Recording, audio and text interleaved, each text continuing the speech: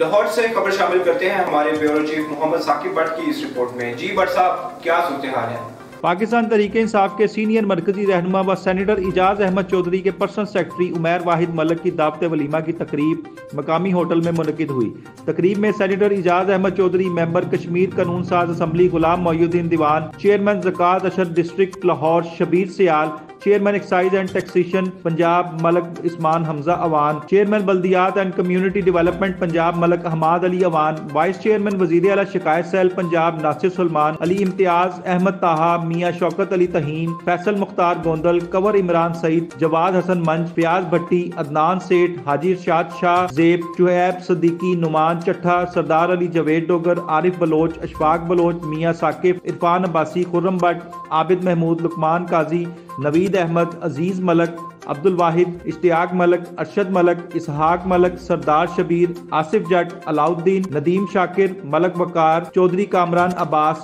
कैसर Ayub Sheikh, doctor आतिफुद्दीन, Malak Amanat Ali, Haider Gill, doctor समील इकराम, Afzal शीमा, doctor Farooq Tahir Chishti, Chaudhary कद्दूस, Bilal Aslam भट्टी, doctor Zeeshan, Mrs Masood भट्टी, अनम मलक, फरूक शाह, मुबशर महक, वली सिकंदर, मोहसिन रियाज, अदनान, फरहान चिश्ती, हमजा समेत सियासी व सियासी शख्सियात ने शिरकत की और नौ ब्याते जोड़ों को शादी की मुबारकबाद और अपनी नेक तमन्नाओं का इजहार किया।